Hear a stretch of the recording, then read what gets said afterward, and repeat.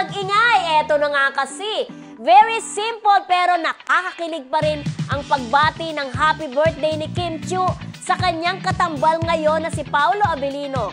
Sa Instagram stories kasi ni Kim, nakalagay dito na keep smiling, mas bagay sa'yo. Ayan, dahil alam naman natin, very serious din itong si Paolo, bihirang bumiti. Diba? Yung Lunes talagang birthday niya, May 13. May 13, Parang yes. 36 na ba siya? 36. Oh, yes, tama ako. Pero hindi May 12 halata. din, belated happy birthday din kay Juan Big Bondo. Kailan ang birthday niya? May 12 yata ang Talbog. birthday At niya. syempre nga, happy birthday kay Paolo Abilino. Correct. Syempre, keep smile. Kasi parang feeling Mas ni bagay Kim- sa'yo. Oo. Kasi Pero- mas serious type siya eh. pero pag titignan mo mag-smile si Paolo, ang cute-cute niya, di ba? In fairness sa kanya. Pero Saka may appeal talaga, May ano? appeal. Din. Pero alam nyo mga friends, naganap na yung cabinet scene na isa sa pinaka sikat na eksena ng totoong What's Wrong with Secretary Kim ng K-drama. Parang may nadaan lang ko dito sa TikTok, hindi ko lang pinanood. Parang may kissing scene sa cabinet, Oo, sa di ba? cabinet. Ayun na Ito yun. yung sinasabi ko sa inyo na dumating yung family ni Secretary Kim, itinago niya si Cabinet. PNC sa cabinet. Para hindi mahuli. Pag alis nung kanyang pamilya, hinila ngayon.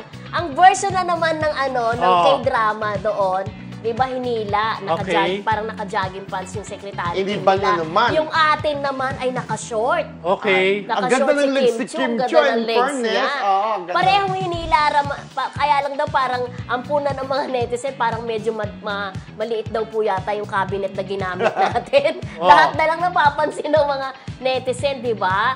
At grabe talaga yung kanilang kissing scene doon. Doon daw sa kiss ni Kim tsaka ni Paolo, parang ramdam mo daw na totoo.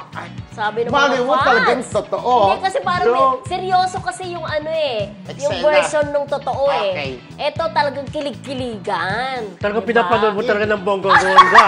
Oo. Parang, di ba? Oo, parang kayo sa Can't Buy Me Love, Oo, di ba? oo. Oo.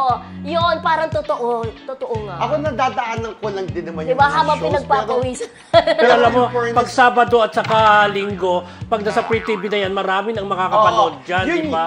Yun yata yung in-announce ko Sunday kasi nakatulog ako. Sabi ko sa kapatid ko, pakiabangan mo yung announcement. Ang sabi yata mapapanood Oo. na. Although hindi naman tayo nagulat kasi eventually talaga, after nung sa VU tsaka sa Prime din lang, di ba? Itipili Yari nila ba yun. na rin? Kasi hindi naman din lahat merong di ba?